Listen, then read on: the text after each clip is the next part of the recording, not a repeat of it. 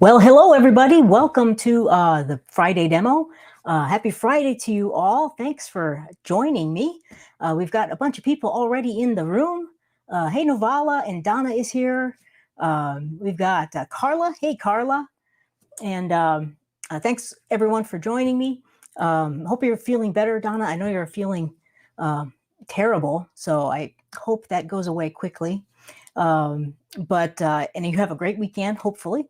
But so tonight we're going to do a relatively quick demo. It's double cup pour, and I've got colors all mixed up, and I'll talk about the colors in a second. And then I'm going to spin it out on my spinner, and it should be fun, and it's going to be messy, I know. But I wanted to just share with you quickly before we began. Here was the painting we did last week. This is the last week's demo. And this one turned out pretty nice. We spun this one out too. You know, it was very quick. And I don't know which way I like it best, but you could really put it any direction you wanted. But it dried really nicely. So it was a fun one to do. So this is a kind of a similar technique that we're going to do today, only a little more complex. But the results will be relatively similar because, you know, we'll get these really nice, or should get these really nice kind of concentric rings because we're spinning out the painting. So I've been using my spinner more and more. And so I'll talk to you a little bit more about the spinner I use before we get going. But so I just wanted to share the demo from last week. So welcome, everyone. And let's see. All right. So if you have any questions throughout, just please feel free to put them in the comments. I'll get to as many as I can in our time together this evening. So let's let some people in here. Oh, thanks, Navala. Thanks for the great comments, everyone. Sonia is joined us. Hey, Sonia. And we've got Lynn, I think, is in the group. Pat is here. Hey, Pat. And so I see a slow spin this time. I will try. So I don't want to make you dizzy. I'll warn you when I spin. So that's funny. Mancha is here. Hey, Mancha. Thanks for joining us. So, all right. So anyway, I'm going to talk about the color scheme we'll be using today. And in the membership, I have the the pouring studio membership. This month we're working on the Dutch pour, and we're also working on split complementary palettes. Well, I'm going to use a color scheme that is one step up from the split complementary, which is called a tetradic color scheme. And I got my color wheel, and I'll show you that in a second. So let's flip over, and I'll show you what I'll be doing tonight. So here is my top view camera. So I have blocked off the colors that I'm not going to be using. And so a tetradic color scheme. This is my color wheel, by the way. This is the color wheel I use like all the time. I've had this forever. They still make this, and it's a great color wheel. And the back has a bunch of different things on it. But so right in the middle here, this gray circle, there's all kinds of different stuff, and it looks very confusing if you're brand new to a color wheel. But I blocked off everything that we're not going to use tonight. So a tetradic color scheme is 4 colors, like a tetrad is 4, and they're equally spaced apart on the color wheel. So a tetrad is, when you're using a color scheme like this, you will always get 2 cool colors and 2 warm colors. As you go, you can spin this around and use different tetrads. So here is this one is a blue, yellow, green, orange, and red, violet. I'll just spin it and show you a couple different ones here. And let's see here. This one is, this is the one we're going to be using. So let me show you this one. Well, this is the one we'll be using tonight, which is a blue-green. It's violet, red, orange, and yellow.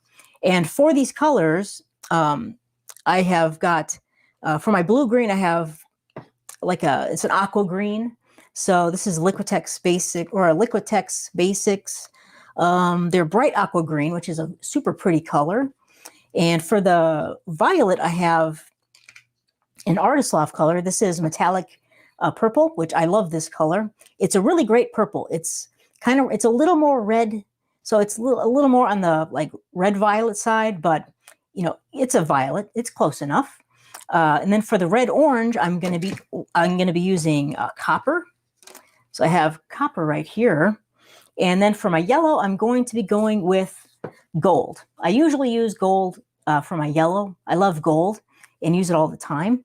So you can kind of fudge around with these colors. You don't have to be so super literal when you're using the color wheel. You get fit colors, colors that fit in there that you might not think of. Copper, you wouldn't really think of that as a red orange, but it is a reddish orangish color. So, feel free to, kind of experiment with the color wheel and fit colors in different spots. But those are the 4 colors we'll be using tonight. So, these 2 are obviously cool colors. These 2 are warm colors. And you get that with any type of a tetradic color scheme. And then the other color I'm going to be using for our double cup pour is just black. So those 4 colors and regular old black is what I'm going to be using. You could also add white and use those with any of these color schemes as well. So black and white are kind of like extra colors that you can always add to your color schemes. So that's a little bit about color wheel. We're working on split complementary color palettes in the membership, but these are always fun to play with. And there's a lot of different ones that you can use as far as like the tetradic colors. So that's a little bit about the old color wheel. So let me show you about my spinner here. This is a 16 by 20 panel that I'm going to be pouring on tonight. I'm going to flip it over here. So this is one of my birch panels that I make, and it's an 1.5 inches thick, and I add this detail to it. This kind of like it's a detail that makes the panel kind of float off the wall, which I really like. And I have 2 push pins. There's a push pin right here and a push pin right here. And these are very important. So on my spinner, this is let me put this down a second. So I've kind of built my own specialized spinner. I'm going to take this off a second. This is a piece of MDF. It's called lightweight MDF, which you can buy. It's used for, cabinet making and things like that. But I've drilled holes in it because underneath there I have built this custom spinner top, which goes on my, it's a ceramic spinner used in ceramics. So it's a pretty heavy duty. It's got a really nice ball bearing that spins around very smoothly. It's a banding wheel is what it's called. They're a little pricey, but you can get, spinners, the cake spinners work great. But I've custom built this one.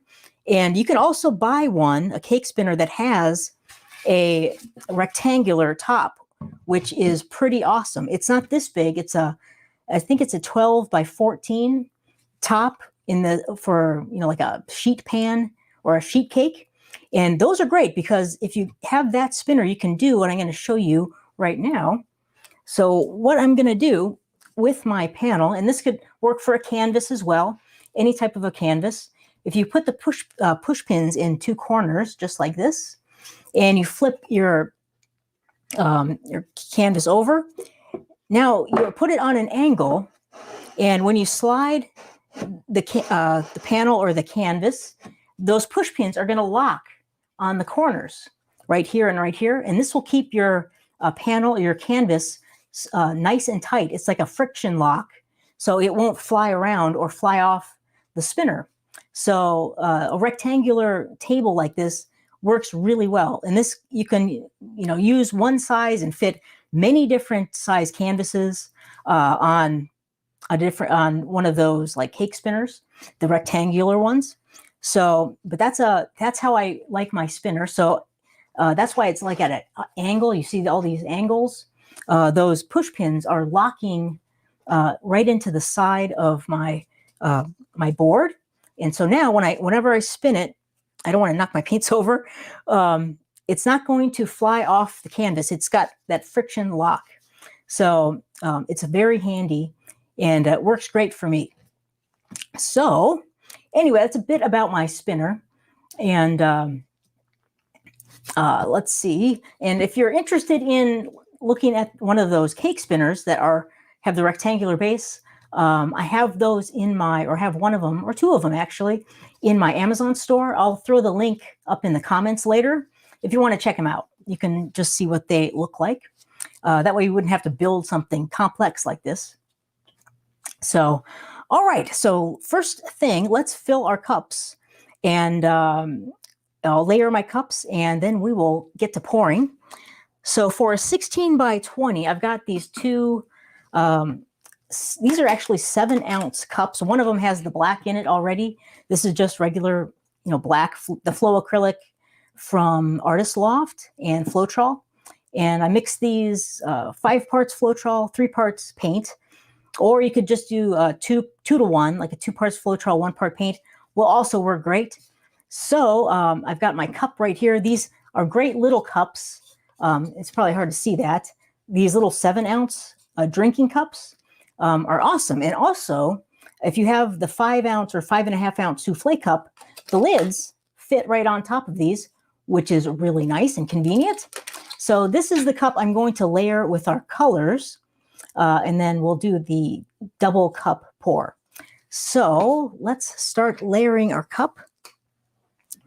So I'm going to start probably with, now again, whenever you do like a straight pour or a ring pour, something like this, the first color you put in is going to be the last color that comes out. So that'll be kind of at the center of our design. So I'm going to start with the aqua green. I want this to be kind of one of the most prominent colors. So I'm going to add a good layer of that. And let's see. And then next I'm going to put some gold in. And I'm going to do something called a drizzle layers. I call them like a drizzle layer. Instead of a regular like floating layer, I'm going to do kind of like a drizzly layer. So I kind of drizzle the paint over the top. So what this is going to do, we're going to get a little bit more blending of our colors, which I kind of want to have happen in this one. So here's the purple, kind of that drizzly layer. And then I'm going to go with the copper.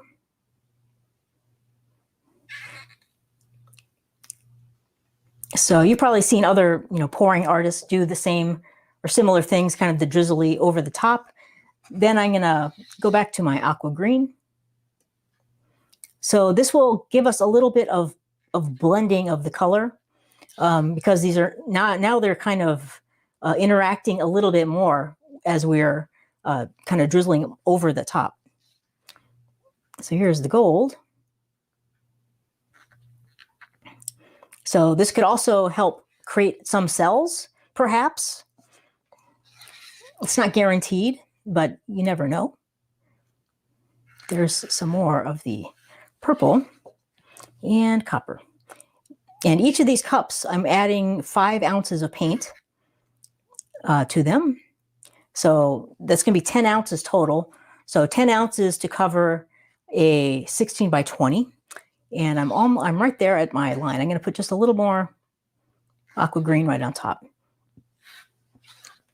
Okay, so I've got those. My black's ready to go. I've got my layered cup. I'm going to move these aside.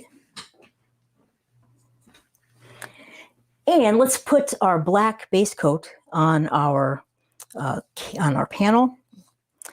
So, because I'm spinning this out, I definitely want to have kind of a slippery surface for, the paint to kind of spread out easily or easier. So I'm just going to have more black here. I'm just going to pour some black. And I'm going to try, I just need a thin layer, not a very thick layer. I'm going to try this, one of my little tools here, and spin it out. This is kind of another handy thing for a spinner. Spreading out your base coat.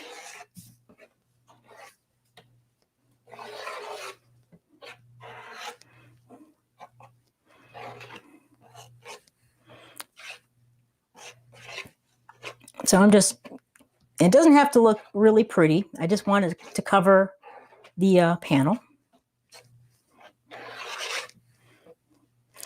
And keep it relatively even. It doesn't have to be a perfectly even coat.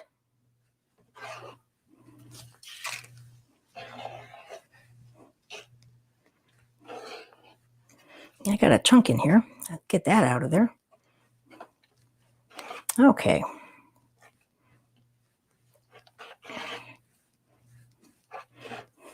So that's looking pretty good. That's looking pretty good. All right. So I am no cake decorator, so that's why it's not looking fantastic. But anyway, we are in pretty good shape. Okay, I'll have to work with this tool some more. I just had it handy, and so I thought it'd be fun to try. I usually do this with one of my palette knives, but this, I thought, give it a shot. It's not working as well as I thought. So anyway, okay, I think we're done with that. That's pretty good. So next, it's time to, actually, I'm going to thin this out just a hair more with one of my palette knives. Here's my big one. I just want to get this a little more even. And this is a very relatively thin coat. Basically just enough paint to cover the surface. So I don't have like a measurement for you. Just pour it on until you can kind of cover it. And it is not very thick. So, but I do want to cover the surface. There we go. I'm happy with that. So, okay, I'm going to move these aside. Next, I'm going to move these paints out of the way first. Just one second.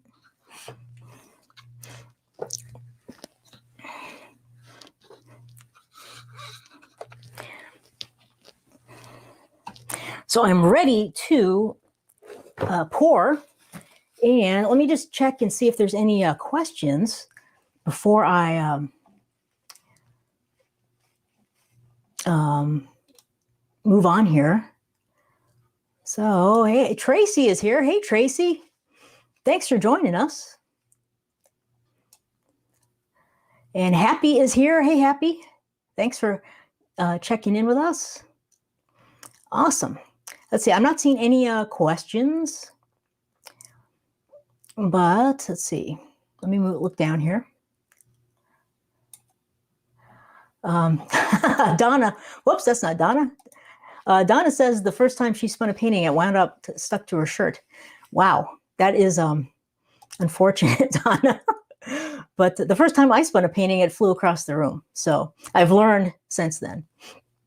So, oh my gosh. Oh, and Judith asked, how thick is the paint? It's very thin, like I mentioned, just just enough to cover the canvas. That's a great question, Judith. And Carla is asking, have I ever had a problem with the Artist Loft drying streaky?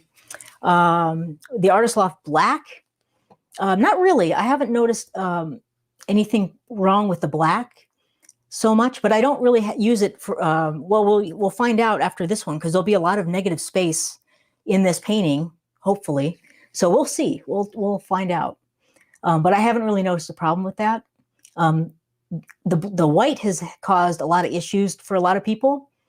And so I don't use the white as much now. All right. Cool. All right. So I don't see any other questions, but if you have questions, feel free to throw them in there. And I will get to them. So now I'm going to pour the cups on. I'm going to flip my camera to my third camera. So this is going to be, I want to try to show you what it looks like when I do this double cup pour. So I'm going to kind of lean over and pour them at the same time. We'll see if it works. So my camera is on the side, so it's going to be a little interesting, but let's try it out. So here are my paints. I've got my, let's see, I want to flip this way. Do I want to do that? Yes, that's what I want to do. So I've got my colors here and I got my black here. And what I want to do is I'm holding the cup about, both of the cups, they're about 3, 4, about 5 inches above the canvas.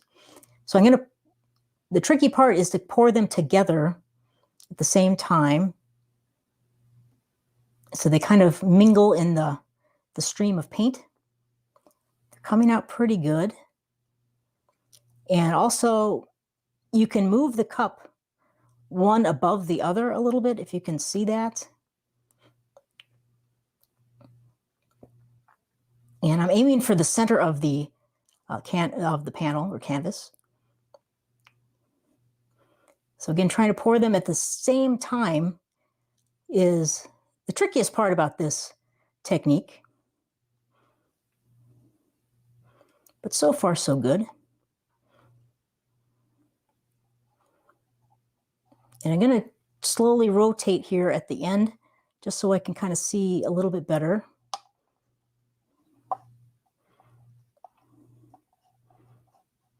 Okay, so I'm going to start tilting the cups backwards. And I have, oops, shoot. Well, I got a drip, like a tiny drip right there, which is what you want to avoid, is getting drips when you're taking the cups away. But I'll show you this quickly.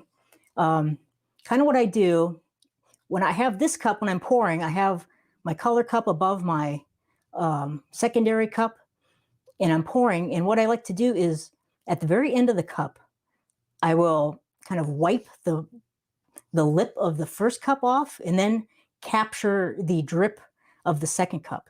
It's a little tricky. You have to practice it a little bit, but that avoids the little drips falling in your paint puddle. So it's a little tricky, but I like what's happening. So let me flip the camera and we'll take a look. And here we go. So hopefully that will clear up in a second. So we have got a very pretty paint puddle. I'm really liking what's happening. And we've got some cells developing, which are cool. I really like the shape of the rings in the center. So let me see here. I see a question. And let's see here. Where did it go? Where did it go? Oh, here we go. Did you do a smaller version of this painting prior to using this large canvas? Yes, I did. Yeah, I did a test painting or a study. I like to call them studies as well. So I did a small version of this. It wasn't that small, actually. It was a 11 by 4 or 12 by 16. So it was a fairly large painting, you know, for a test painting. But it turned out really nice. So I really like it. So I went with the big one. So the 16 by 20. And that's why I also went with the panel, because, you know, I'm intending to keep this as like a, you know, finished painting. So a good painting, more professional quality painting. So anyway, that's a great question though. Yeah, I always like to test out, you know, doing smaller paintings before I go large and do a big one, just to make sure the colors work, the technique works, and I like what the results. Of course, this one will look different, but it'll be, you know, relatively similar in the same, you know, in the same neighborhood. That's a great question though.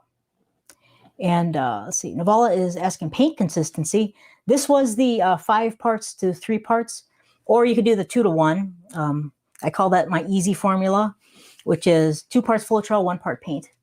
That works great. And then water to get a mound, like a small mound when the paint streams off the stir stick into the cup of paint. So that's kind of my standard formula. All right. Okay, no other question. I just saw that one. I wanted to answer that. So let's spin some paint out here. So I'm going to move this out of the way. And let's give her a spin. So here we go. I'm going to start here and start slowly. So here we go.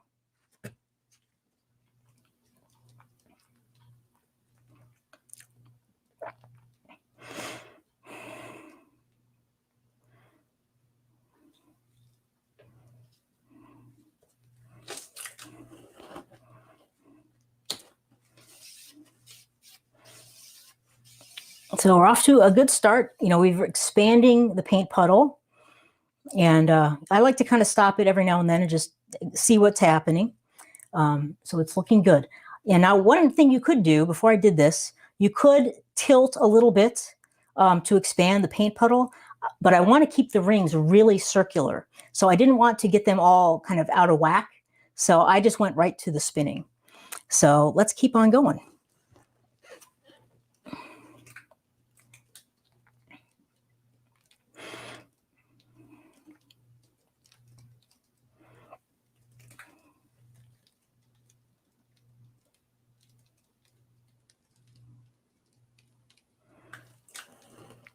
Okay, let's see what we got now. Okay. Yes, I'm liking this one a lot. The only thing I don't like is my little drip, but it's okay. My little drip right there, but that's all right. So you never know. I mean, those little things, you know, you'll know, but you won't tell anyone, right? You know, it'll be our secret. Okay, that little drip. So let's continue on here.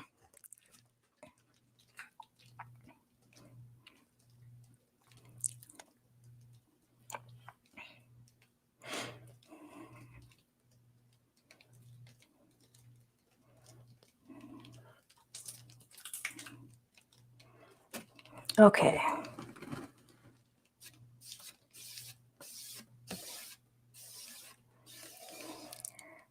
Yes, it's looking great. Well, I just have a little bit left to go. I want to get, you know, to cover these two corners.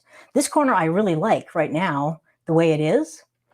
This corner is great, but I want to kind of move these a little bit more. So maybe one more small spin, and I think we got it. So let's give it one more go.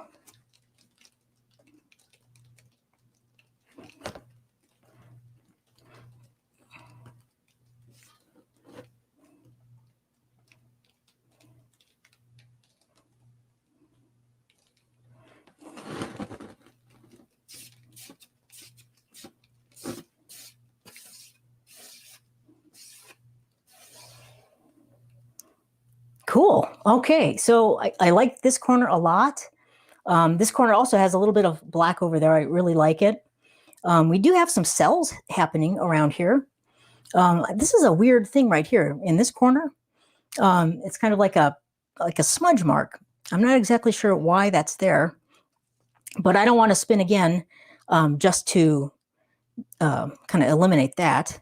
I don't think. So I think I'm going to just let that go because it doesn't bother me that much.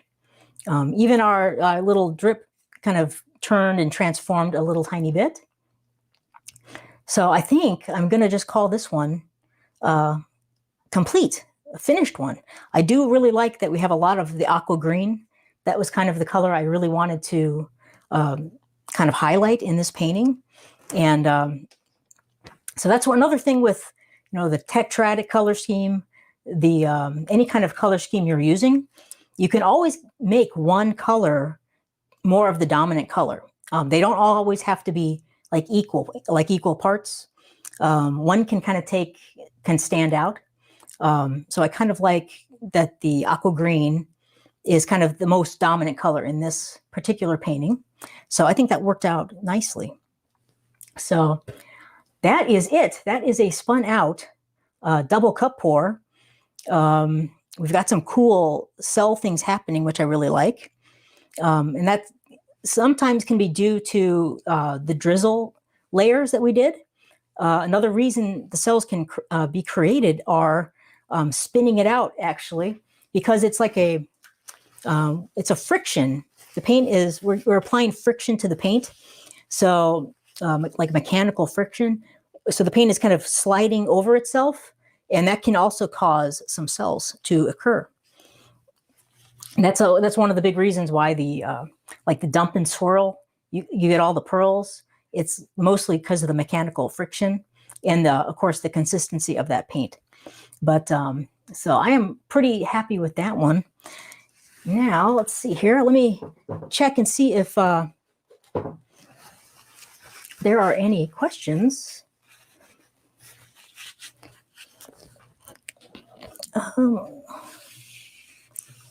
let's see, I'll flip the camera over here. Where does my mouse go?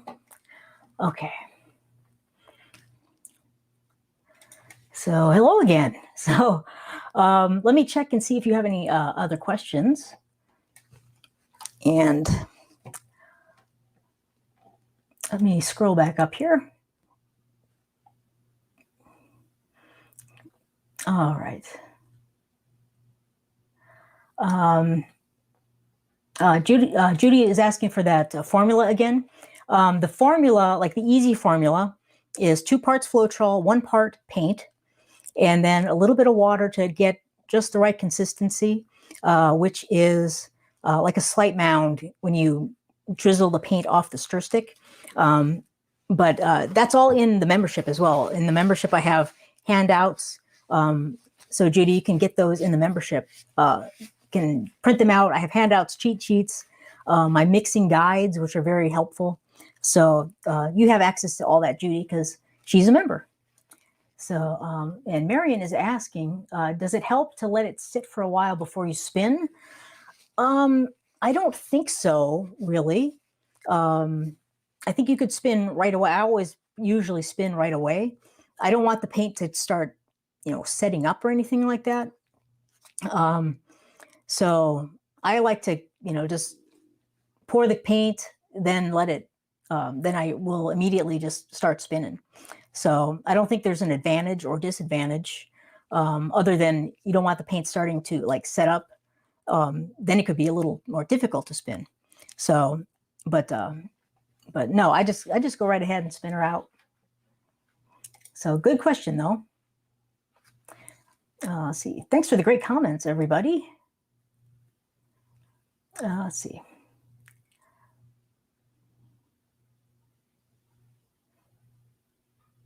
Okay, thank you for all the wonderful comments. I appreciate that. Everyone likes the painting a lot, which is awesome. It's always nice when you get a good painting in a demo. So I appreciate that. Donna's got a good idea. I could like drop a little bit of black into that corner to kind of, hide that little area. That is a good idea. I'll think about that. I have some time. Once you're done spinning out, you do have a little bit of time to adjust things if you need to, because the paint's not going to dry like super quick, because there's quite a bit of paint on there.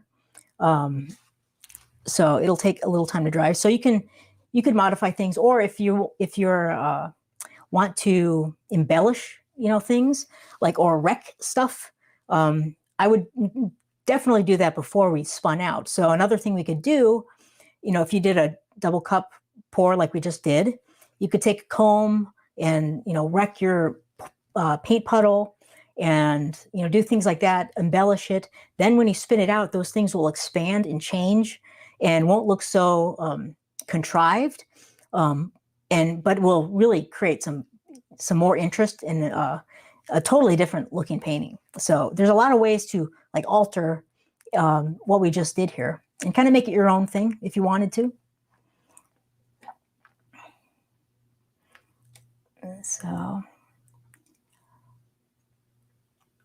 cool. All right. Let's see, any other questions? Oh, this is a great question from Donna. What am I using on the side so I don't get all splattered? And that's a great point, because this is a messy technique, and the paint will fly everywhere. But what I've done is I created just a little barrier walls. So I'll show you one, and hopefully I won't drop it in my painting. But here is like one of my little barrier walls. It's about 6 or about 8 inches tall. This is made out of that plastic corrugated sheeting you find at the hardware store. And then on the back of it is just like a little piece of pine, like a piece of pine board. I just bought this at Home Depot, cut it. And then actually I put a little bit of glue, like a construction adhesive down on the wood, laid my corrugated panel on there and use a staple gun and just put some staples. It works great. I put some tape, kind of like packing tape over the top, just to hold it on there a little bit better. So these, I have one on each side of my table. There's one here, and there's one here, and then one behind me. And then on the front, I have a little, the same thing, but it's like a little flip up corrugated barrier. So that one just kind of hangs down here, and then I flip it up so it won't splash all over me. So it's just kind of a simple, homemade barrier thing. It works really well, and then you can just pick them up, move them whenever you need to. Another thing that's very popular are the doggy pools. I have one of those. You can buy them in different sizes, and they just you fold out and you set them on a table, and then you can put your spinner in there and spin it around. They work great too. I find them a little bit cumbersome. I like my barrier walls a little bit better, so they work better for me anyway. But either one of those would work great. Or if you find like a great big, if you wanted to do a little bit smaller paintings, like a large container that fits like under your bed for like Christmas decorations or clothes, those have relatively short sides, but those would also probably work pretty good, depending on the height of your spinner. You don't want the spinner to be higher than the walls, otherwise you're, kind of defeating the purpose. But so there's a few different options. I like my little walls. They're very cheap. I mean, I made this for 20 bucks maybe. So, but it works great. And let's see here. Any other questions? And Vet is asking, can you teach us how to clean up canvases to prepare to sell or display? Absolutely. That's one of the things we'll be discussing in the membership down the road. That's kind of a stage 5, painting pro. I have like a success path. That's a stage 5 thing, is, creating kind of professional quality work on, more professional surfaces and things like that, getting them ready to prepare, how to pack your paintings, how to finish them. So yeah, we'll definitely be covering a lot of that stuff coming up. And I have another question. Where do I sign your name on the artwork? That's a good question. I see that a lot, and it really depends on you and your personal style, how you want to kind of sign your artwork. I always recommend signing your painting somewhere at least. You could sign on the, right on, when the painting's dry, of course, right on the top before you finish your painting. You could sign on the side. So that's a great idea to sign on the side if you have like a gallery wrap canvas where you don't need to put a frame around it. Like these panels are designed to just hang on the wall. So I could, sign on the side, which I like. But I always recommend signing your work. You could also sign it on the back. But then another question comes up is, well, if you sign it, you've basically determined how the painting is going to be displayed, because, your signature is, has to be right side up, correct? So now that's a whole different question that comes up is, well, do I decide how the painting is supposed to go, or does the customer decide? And that is, really up to the artist. It's a personal choice. I personally feel as an artist and the creator, it's your responsibility to decide which, way the painting should be hung. So I like to, sign my paintings, and then that's pretty much it. That's the painting. That's how it's supposed to be displayed. But if you feel uncomfortable with that, you could always sign your name on a side, of the painting. Then you have more flexibility with how you hang the painting. You could also sign your name diagonally in one of the corners. That way it could hang in 2 different directions. So there's a lot of ways to go about doing it. I like to use like a paint pen. Like Liquitex makes some really nice acrylic paint markers or paint pens to sign. And I like to keep my signature as subtle as possible. So I'll use like a color that kind of blends in with the painting. I don't want that standing out or being like the first thing people see. So there's a lot of different ways to do it. I hope that helps. And let's see here.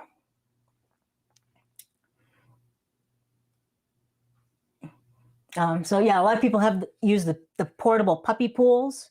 And they work good. You can get different sizes. It's easy. I have one. I've used it many times. So,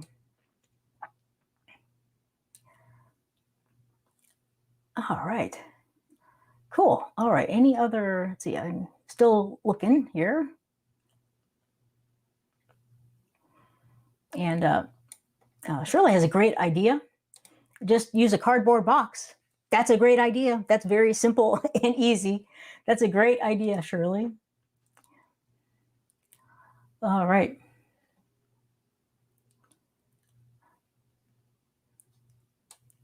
Cool. Okay, well, I don't see any other questions at the moment. So, but this was a fun painting. Let me show you one more time, and I'll post the dry results too. Once this dries, I'll put it in the Acrylic Pouring Club Facebook group and my page, Broadcasting Acrylic Pouring. So let me show you. I'll flip back over here real quick. Where did my mouse go? There we go. So there it is. So I think it turned out pretty nice. I'm really happy with that one. Let's see. I was also going to put the link in the chat. Let me put this in there. So here's the link to my Amazon shop with all the different stuff I use for paint pouring. And let's see. Let me flip back over here. So you can go check that out. I have the rectangular cake spinner in there if you want to see. There's a plastic one and also a metal one. But those I'm sure those will work great. And then you can kind of do similar things to what I did with my spinner. So, and Angela's got a great suggestion. She did a quadriptych. My gosh, that's a lot. And asked the client what she wanted, and she let's see, let me read it. Asked the client, and she wanted all four sides signed, or for all four paintings signed, but I suggested signing only one of them. She liked that idea. Okay, yeah. Yeah, if you have like multiple paintings, yeah, there's no need to sign like all of them. I totally agree, Angela. Like sign one, because they're a unit, they're meant to be displayed together. So only need to sign one of them. That's a great comment. Thanks, Angela. Okay. So, all right, looks like there was a problem with one of my links. Just one second. Let me grab that again. Let's try it again. Okay. Let's see if that works. All right, so let's see. Oh, Navala said she got the plastic one. Awesome. And it works great. Awesome. Thanks, Navala. And Lee says Michael's. I haven't really seen the cake spinners at Michael's. They might have one, but they're usually round. And round ones will work, but then you have to kind of figure out how to kind of hold the painting on. The great thing about the rectangular one is you can use the push pin method, and that will kind of hold the canvases in there.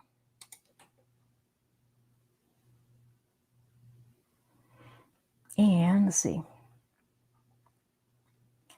And Carla is saying it would be useful if you could put the link on our Facebook page. Yeah, the link, that link is in our membership page for sure. But I'll make sure you know where to look for that. Carla. So, and Carla's saying, oops, that's not Carla. The silicone mat works. Yeah, if you put a silicone mat down and then your canvas. Yeah, that's a great idea, Carla. Cool. Awesome. Well, I'm not seeing any other questions at the moment, but I'd like to thank you so much for joining me tonight. This is a fun one. So it's always fun to use a spinner. Even if the painting doesn't turn out that great, it's still fun to spin paint. So, but thanks so much for joining me. I will see you hopefully next week, and we'll do another demo. I'll post a picture of this when it's dry. If you have any questions, you could always, let me show you this. If you could always email me if you have any questions. Let me throw that up in the how to contact me. Where is my, there we go. So you could always email me at brad@acrylicpouringacademy.com if you want to. And if you have any questions. But again, thanks so much for joining me. Have a great weekend, everyone. And I will see you next week. So take care. Thanks for joining me. And I will see you again very soon.